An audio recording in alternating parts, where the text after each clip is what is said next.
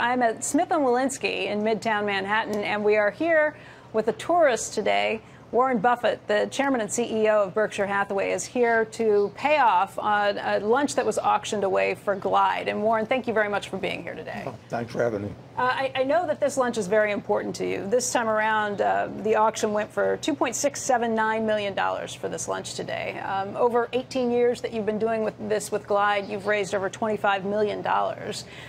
It's a little unusual for you to focus on a charity like this because you have given so much to other foundations that give away money. Why is this charity so important to you? Well, it's run by a very special man, Cecil Williams, who in the early 1960s was assigned as a minister to a church that was on the way down. It was in the Tenderloin district of San Francisco. It had about 110 or 20 white parishioners, and Cecil was black, so the 120 went down very fast when he arrived there, and so he started from scratch, and he built a remarkable church, but really a remarkable social organization.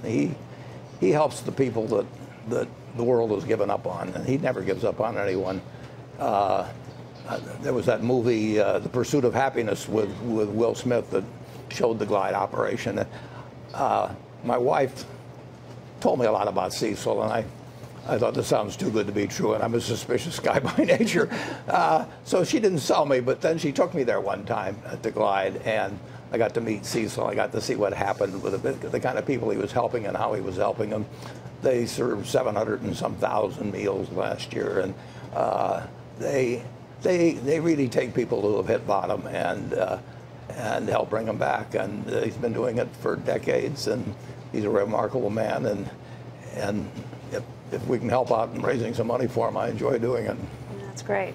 I was wondering if we could talk a little bit about another area of the country that is in pretty dire straits right now. That's Texas, Houston specifically, and now Louisiana, as the rain continues to fall from Hurricane Harvey. I've seen some pretty enormous estimates of damage, and obviously the human loss has been heartbreaking.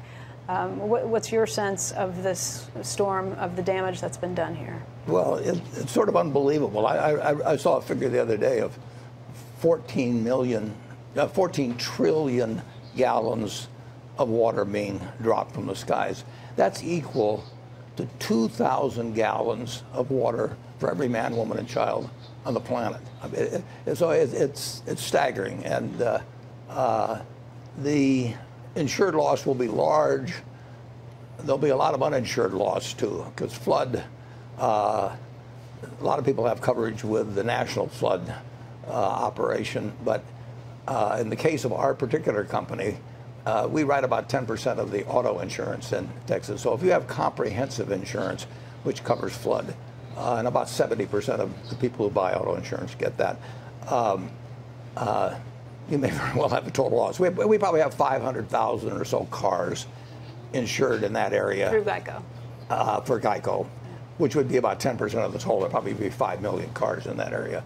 And we don't know at this point, but I wouldn't be surprised if we had 50,000 losses, and most of them will be total losses. That number's about the same as we had in Sandy, but our market penetration up here in New York is higher than in Texas. But we have to get tens of thousands of cars in there because a person's got enough trouble with their house and everything else, but they need a car, and we want them to have a full tank of gasoline. So we've been taking on big tankers of gasoline. It's how you perform at a time like this that really defines whether your insurance company is doing the right job. Yeah, I have seen some estimates of losses. J.P. Morgan was suggesting maybe $10 to $20 billion in insured losses. The CEO of Farmers was on our air yesterday and suggested that it could be $150 billion in uninsured losses. Do those sorts of numbers make sense to you? How much of a feel do you have for this? Well, nobody has too good a feel, but those don't strike me as silly in any way. There will be a high proportion of uninsured losses to insured losses compared to most events, because if there's just a straight hurricane, everybody collects on their homeowner's insurance. But fortunately, they did have some warning, a fair amount of warning on this, so there was a lot of evacuation that took place. but it's just got to be devastating. We have 6 furniture stores, Star Furniture, in the Houston area, and I was with those people yesterday, or the day before yesterday. It was yesterday, and they hope to open up on Saturday, but it's, the effects of this are going to go on for a very, very long time. What other exposure does Berkshire have, aside from Geico, aside from some of the furniture stores that are there? Not like we used to. We used to write a lot of what we call super cat. In fact, we were the biggest writers of super cat some years ago. And then they didn't have any hurricanes for a long time. It's been 10 or 11 years since a hurricane hit land in the United States. And you can go back to 1840 or so, which is the longest record we have. And there's really never been that long a period without a hurricane coming ashore. So the rates kept coming down and down and down. And the wind doesn't know what the rates were. So if you get the wrong rate on insurance, you're going to lose money over time. And so as the rates went down, we got out of the super cat business pretty much entirely. So it does not hit us big in reinsurance like it would have if it had been 10 years ago. Is that part of the problem with the National Flood Insurance Program that is looking at some massive amounts of debt that it owes to the U.S. Treasury, something like $26 billion? Yeah, the problem with flood insurance is that the only people that buy it are the people that are going to need it, where it's going to happen. If I have a house that's higher up in Omaha, I'm never going to buy flood insurance. So you don't get the spread of risk that you get with auto or homeowners. Nobody knows when a fire is going to hit a house or something of the sort. That's random, but it's not random on floods. And so people that live in floodplains are the only ones who want to buy flood insurance. And the normal insurance industry can't take care of it when you get adverse selection like that. So the government stepped in. They're already in the hole before this happened, and they'll be a lot further in the hole when this gets through. Usually what happens after a hurricane hits land like this, though, rates can come back up for insurance. If that's the case, would you start insuring again? I don't think they'll go up that much, but if super cat rates get to where we think that the odds are in our favor, we'll write it. But it's been 5 or 6 years since we've written any real amount of super cat here in the United States. The rates just keep going down and down and down, and there's more and more houses on the coast, and they're worth more money. And there's been a lot of money come in from outside the insurance industry with cat bonds. So it has not struck me as a good business in recent years. Let's talk about the potential impact on GDP. We had Mark Zandi on today, and he suggested that it would probably not be a massive impact on GDP. Would you agree with that assessment? Well, yeah, I would say. And if you mean I don't think it'll be a full percentage point per year or anything like that. But it has a real effect. It destroys wealth. And if there's 150 billion or something of uninsured losses, that's real wealth. But we are a very wealthy country, and we create wealth at a big rate, too. Let's talk about GDP, because we did get a second quarter read on the second quarter GDP today. It was 3%, and that was quite a bit better than people had anticipated. Does this feel like a 3% GDP economy to you? No. It's been about 2% a year now since the fall of 2009, 8 years, and it's been remarkably close to that most of the time. The way they report those quarterly numbers is they take the quarter and change and multiply by 4. It's not year over year, so it gets a little tricky that way. If you're off by 1/10, it makes it 4/10 in the annual figure they report. And with seasonal adjustments and everything, you never want to take any quarter too seriously. I would guess we're in about a 2% growth economy now, and as I've said, every now and then we think it's accelerating, and every now and then we think maybe there's a double dip or something, and it just seems to be a couple percent. And certain industries will pick up quite fast. The autos caught on faster than homes, but now they're tailing down. But 2% is not bad, incidentally. No. 2% will make, if we had 2% for a generation, 25 years, you would have a $19,000 GDP gain per person in the United States. It's not bad, but how do you explain a 10-year that hit 2.1% yesterday? How do I explain what hitting? The 10-year note hitting a yield of 2.1% yesterday. If I'd known that was coming, I'd have done a lot of things that were intelligent 5 years ago. No, it's sort of unbelievable that rates have stayed down. I mean, it's not what anybody expected. At least I didn't expect it, and the other people at Berkshire didn't expect it. And it's you know, I can remember when I was at Solomon in 1991, and they thought that the surest trade around was to short the Japanese 10-year bond because you couldn't have rates that low. And 26 years later, those people are still licking their wounds. They used to call that the widowmaker, that trade. You know, Warren, let me ask you about North Korea, because I know that this is an area that you've had a lot of concerns about. President Trump tweeted this morning, and he said, the U.S. talking to Korea and paying them extortion money for 25 years, talking is not the answer. What do you think about that, and how concerned are you about the situation right now, given the missile launch that went over Japan this week? I've been concerned since 1945, when the first atomic bomb was used. We have developed over these 72 years, since August of 1945, the ability to, and around the world, other people have developed it too, the ability to almost destroy civilization. And it's the only real cloud on the horizon. I mean, we got a million problems always in the country of one sort or another. They get solved. This one is the ultimate problem, because if Kennedy and Khrushchev hadn't behaved well in the 1960s, you know, there might have been millions of Americans killed. And who knows what can happen. And you have people around the world. You have individuals, you have groups, and you have maybe a few nations who would like to inflict enormous damage on us or others in the world, and we can be successful 99.9% of the time in thwarting those efforts, but it's a worst case problem, and the damage can be huge. And North Korea is a classic example. I mean, here is a relatively poor country spending a lot of their funds on developing an ICBM, maybe that can hit the United States. Well, that doesn't make any sense if they're doing it just because they like to play with Tinker Toys or something. Right. And the more people that you have that have that ability, the more generations you go through of different leaders, you know, the more likely is that eventually something happens that's the equivalent of what happened in Texas in the last week, something that's a very remote probability. You roll the dice enough times, and something finally happens. And North Korea is, you know, who knows what's in the mind of that fellow, and who knows what will be in his mind 5 years from now. It's a more dangerous world, obviously, as more people get those weapons.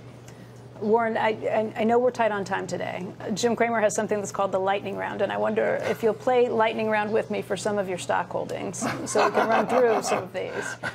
First of all, shares of Apple. You're the largest shareholder in Apple. I'm not sure we're the largest, but we have 2.5%. 2.5% in Apple.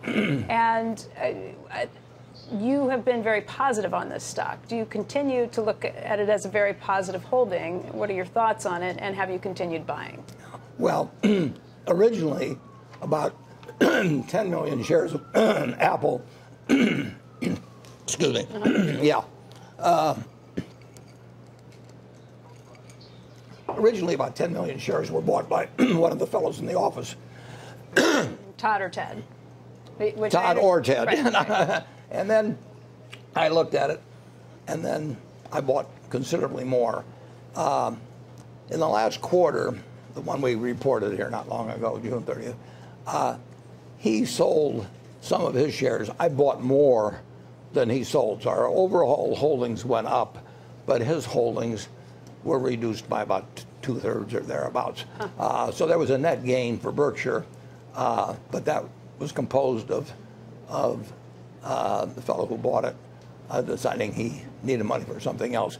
He manages 11 billion, but both of the two manage about 11 billion that work for me. But that's all they manage. So when they get some new idea, they have to sell something. I've got a lot of excess money around, so he decided that he wanted to go heavier into something else. But I've never sold a share, and I've bought stock. So are you continuing to buy? Well, I don't think I'll tell you that much, but but I certainly was buying last quarter, and I don't pay attention to the calendar when I'm buying. Well, let's talk about another holding. Maybe we'll try this one more time. On the flip coin, IBM. Last time we had talked to you, you had sold many shares of IBM. Are you still dubious about IBM's recovery process? Well, they may well do extremely well in the future, but I was wrong in my original analysis.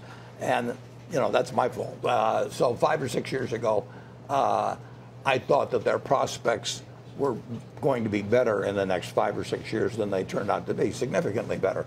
And so I decided that I had made a mistake. That doesn't mean, sometimes I make two mistakes. Sometimes I make a mistake when I buy and when I sell. But so I still don't know that much about the future, but I feel more certain about the future as I look at a company like Apple than when I look at IBM now. Have you continued to sell IBM shares? Well, there again, nice try. We'll have to wait for the quarterly filings. Yeah, exactly. Let's talk about the bank stocks. Just last night, Berkshire went ahead and converted its warrants into shares of Bank of America, making you the largest shareholder in Bank of America and in Wells Fargo, two of the top 3 banks. What's the profit there? $11.5 billion, is that correct? That's about right. Over the last 6 years in that stock? And do you continue to have faith in Bank of America? Yeah, I actually said specifically today that a long time before we sold a share of Bank of America. We're very happy. We got 700 million shares, and I like the business. I like the valuation, and I like the management very much. So that, I think you'll see that for a long time in our holdings. Is it a similar story with Wells Fargo? Tim Sloan just came out recently and said that because of a third-party review at Wells Fargo, there are probably going to be some negative headlines that create more negative headlines for what's been happening there, their management policies. Well, what you find is there's never just one cockroach in the kitchen. When you start looking around, that was what used to terrify me at Solomon, is what they'd find after the first one. Because anytime you put the focus on an organization that's hundreds of thousands of people working for it, you may very well find that it wasn't just the one that misbehaved that you found out about it. And of course, it was more than one in the Wells Fargo case. But in the Solomon case, or the Wells Fargo, are you comparing Wells Fargo and Solomon? No, but I'm comparing the shock, sort of a huge financial institution that all of a sudden people view in a different light, and once you put a spotlight on and start looking at everything, you're likely to find something additional. Is that enough to concern you in terms of your ownership of the shares? Not in terms of long-term investment. No. Okay. It's a terrific bank, as is the B of A, and there were some things that were very wrong done there, but they are being corrected. And my guess is, if you look at any institution that's around for a long, I mean, something's going wrong at Berkshire right now, and I wish I knew about it. But I mean, and we have methods of trying to make sure we do find out about it. But I can guarantee you, with 367,000 people, every one of them isn't behaving in a way that I would like. Warren, let me ask you about Amazon and Whole Foods. I'm asking in the context of Kraft Heinz. And I realize that there are not a lot of Kraft Heinz products that are sold at Whole Foods, but this merger and the lowering of prices at Whole Foods has put some enormous pressure on the shares of grocery sellers. Something like $12 billion in the top 4 grocery sales stores.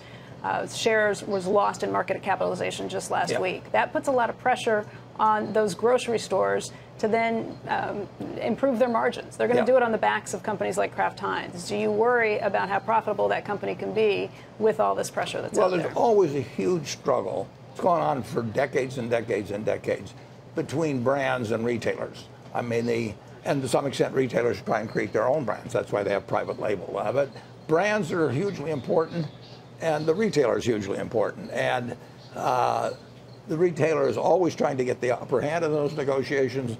The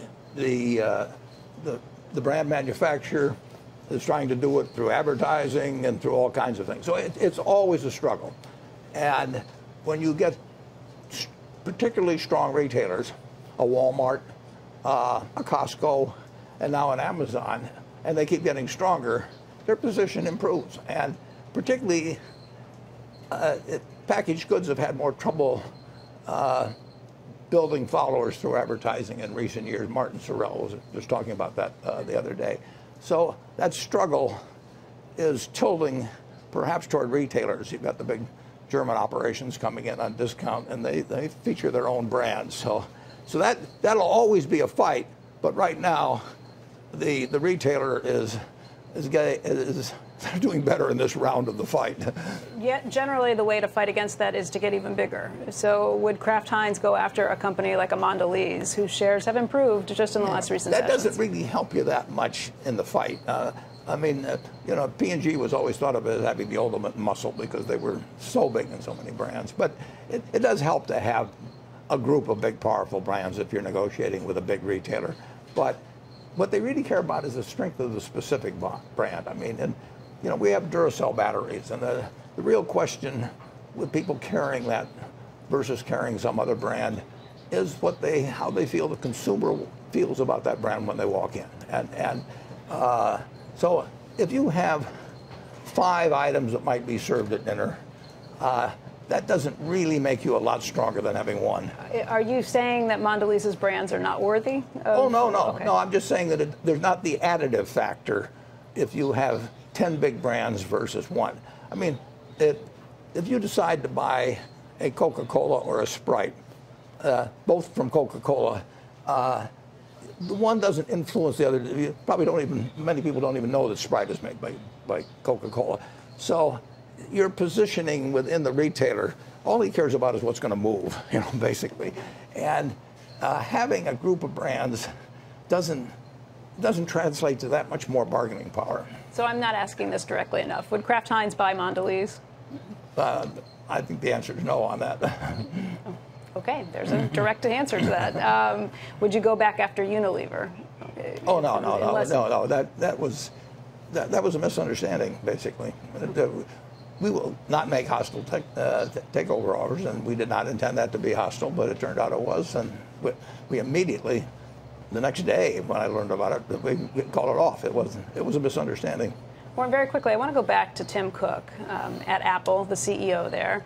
He has been fairly outspoken recently about some of his disagreements with the Trump administration and with some of the actions of Donald Trump, the president.